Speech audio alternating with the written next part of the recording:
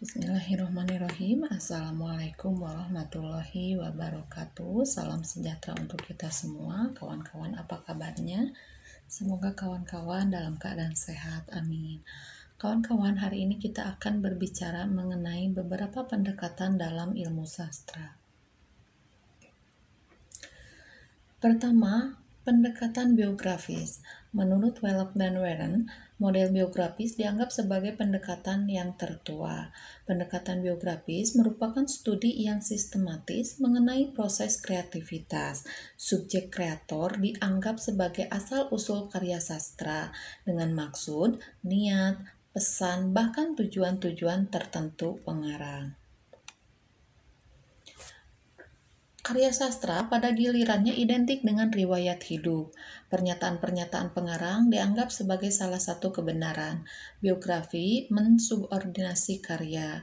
Ada 3 macam pengarang. Yang pertama, pengarang yang mengarang berdasarkan pengalaman langsung. Yang kedua, pengarang yang mengarang berdasarkan keterampilan dalam penyusunan kembali unsur-unsur pencitraan. Yang ketiga, pengarang yang mengarang berdasarkan kekuatan imajinasi. Yang kedua, pendekatan sosiologis. Berbeda dengan pendekatan biografis yang semata-mata menganalisis riwayat hidup dengan proses mulai dari individu ke masyarakat, pendekatan sosiologis menganalisis manusia dalam masyarakat dengan proses pemahaman masyarakat ke individu. Nah, dasar filosofis pendekatan sosiologis adalah adanya hubungan hakiki antara karya sastra dengan masyarakat. Hubungan-hubungan yang dimaksudkan disebabkan oleh, pertama, karya sastra dihasilkan oleh pengarang. Yang kedua, pengarang itu sendiri adalah anggota dari masyarakat. Yang ketiga, pengarang memanfaatkan kekayaan yang ada dalam masyarakat.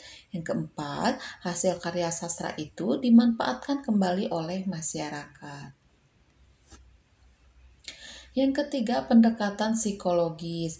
Pendekatan psikologis pada dasarnya berhubungan dengan 3 gejala utama, yaitu pengarang, karya sastra, dan pembaca. Dengan pertimbangan bahwa pendekatan psikologis lebih banyak berhubungan dengan pengarang dan karya sastra. Apabila perhatian ditujukan pada pengarang, maka model penelitiannya lebih dekat dengan pendekatan ekspresif. Sebaliknya, apabila perhatian ditujukan pada karya, maka model penelitiannya lebih dekat dengan pendekatan objektif. Karya sastra dianggap sebagai hasil aktivitas penulis yang sering dikaitkan dengan gejala-gejala kejiwaan seperti obsesi, kontemplasi, kompensasi, sublimasi, bahkan sebagai neurosis. Oleh karena itulah, karya sastra disebut sebagai salah satu gejala atau penyakit kejiwaan. Yang keempat, pendekatan antropologis.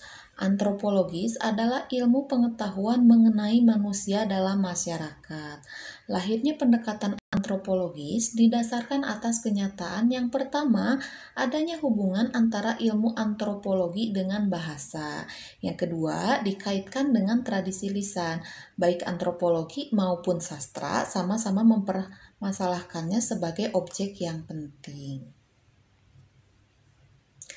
Pokok-pokok bahasan yang ditawarkan dalam pendekatan antropologis adalah bahasa sebagaimana dimanfaatkan dalam karya sastra sebagai struktur naratif diantaranya. Yang pertama, aspek-aspek naratif karya sastra dari kebudayaan yang berbeda-beda. Yang kedua, penelitian aspek naratif sejak epik yang paling awal hingga novel yang paling modern. Yang ketiga, bentuk-bentuk arkais dalam karya sastra, baik dalam konteks karya individu maupun generasi. Yang keempat, pengaruh mitos, sistem religi, dan citra primordial yang lain dalam kebudayaan populer. Yang kelima, pendekatan historis. Pendekatan historis mempertimbangkan historitas karya sastra yang diteliti, yang dibedakan dengan sejarah sastra sebagai perkembangan sastra sejak awal hingga sekarang. Nah, kalau sastra sejarah sebagai karya sastra yang mengandung unsur-unsur sejarah. Misalnya novel sejarah, novel dengan unsur-unsur sejarah. Jadi berbeda antara sejarah sastra dan sastra sejarah. Pendekatan sejarah paling tepat digunakan untuk meneliti sastra sejarah dan novel sejarah. Pendekatan sejarah menelusuri arti dan makna bahasa sebagaimana yang sudah tertulis, dipahami pada saat ditulis, ya oleh pengarang tentunya yang benar-benar menulis dan sebagainya. Pendekatan historis memusatkan perhatian pada masalah bagaimana hubungan terhadap karya yang lain, sehingga dapat diketahui kualitas unsur-unsur sejarahnya. Pendekatan historis dengan demikian mempertimbangkan relevansi karya sastra sebagai dokumen sosial. Dengan hakikat, imajinasi karya adalah wakil zamannya dan dengan demikian merupakan refleksi zamannya. Tugas utama sejarah sastra adalah menempatkan karya sastra dalam suatu tradisi, tetapi bagaimana cara menempatkannya adalah tugas pendekatan yang dibantu oleh teori dan metode. Beberapa masalah yang menjadi objek sasaran pendekatan historis. Yang pertama, perubahan karya sastra dengan bahasanya sebagai akibat dari proses penerbitan ulang. Yang kedua, fungsi dan tujuan karya sastra pada saat diterbitkan. Yang ketiga, kedudukan pengarang pada saat menulis. Yang keempat, karya sastra sebagai wakil tradisi zamannya. Selanjutnya yang keenam, pendekatan mitopik. Secara etimologi, mitopik berasal dari mite, ya, atau mitos. Mitos dalam pengertian tradisional memiliki kesejajaran dengan fabel dan legenda. Apabila pada awalnya mitos diartikan sebagai imajinasi yang sederhana dan primitif untuk menyusun suatu cerita, maka dalam pengertian modern, mitos adalah struktur cerita itu sendiri. Karya sastra jelas bukan mitos, tetapi sebagai bentuk estetis karya sastra dalam manifestasi mitos itu sendiri.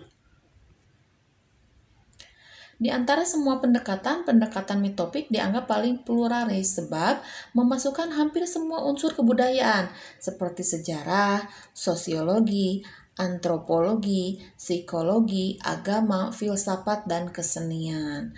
Vandenberg menyebut mitopik ini atau pendekatan mitopik ini sebagai pendekatan holistik. Yang ketujuh, pendekatan ekspresif.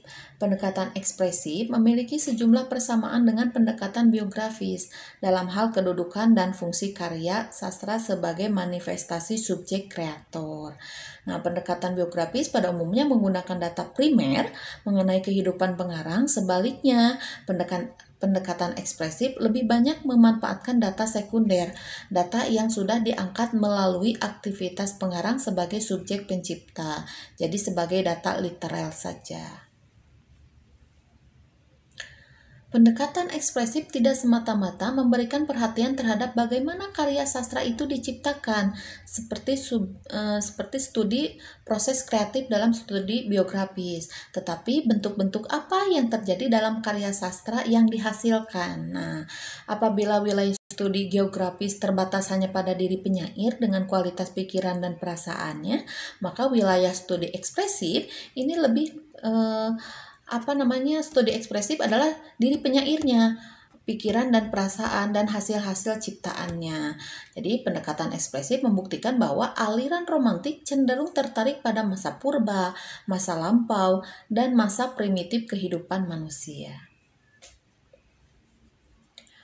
Melalui indikator kondisi sosiokultural pengarang dan ciri-ciri kreativitas imajinasi karya sastra, maka pendekatan ekspresif dapat dimanfaatkan untuk menggali ciri-ciri individualisme, nasionalisme, komunisme, feminisme dalam karya, baik karya sastra individual maupun karya sastra dalam kerangka periodisasi.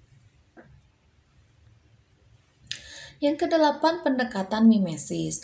Menurut Abram, pendekatan mimesis merupakan pendekatan estetis yang paling primitif.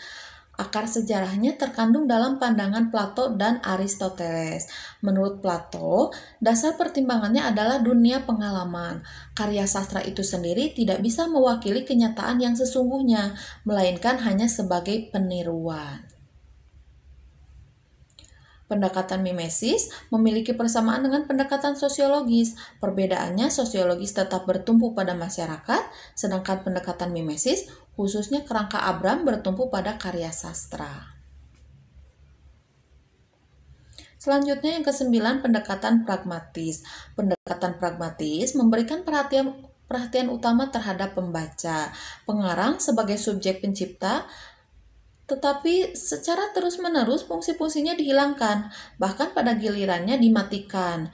Sebaliknya, pembaca yang sama sekali tidak tahu menahu tentang proses kreativitas diberikan tugas utama, bahkan dianggap sebagai penulis atau rewriter. Nah, pendekatan pragmatis dengan demikian memberikan perhatian terhadap pergeseran dan fungsi-fungsi baru pembaca tersebut. Pendekatan pragmatis memiliki manfaat terhadap fungsi-fungsi karya sastra dalam masyarakat, perkembangan dan penyebarluasan hingga manfaat karya sastra dapat dirasakan. Pendekatan pragmatis secara keseluruhan berfungsi untuk menopang teori resepsi, teori sastra yang memungkinkan pemahaman hakikat karya tanpa batas. Yang terakhir adalah pendekatan objektif. Pendekatan objektif memusatkan perhatian semata-mata pada unsur-unsur yang dikenal dengan analisis intrinsik. Konsekuensi logis yang ditimbulkan adalah mengabaikan bahkan menolak segala unsur ekstrinsik seperti aspek historis, sosiologis, politis, dan unsur-unsur sosiokultural lainnya termasuk biografi. Dengan adanya penolakan terhadap unsur-unsur yang ada di luarnya, maka masalah mendasar yang perlu dipecahkan dalam pendekatan objektif harus dicari di dalam karya tersebut. Jadi dicari dalam karya sastranya begitu ya. Seperti citra bahasa, stilistika, dan aspek-aspek lain yang berfungsi untuk menimbulkan kualitas estetika. Baik, kawan-kawan, sampai sini saja dulu pembahasan kita kali ini. Terima kasih. Wassalamualaikum warahmatullahi wabarakatuh.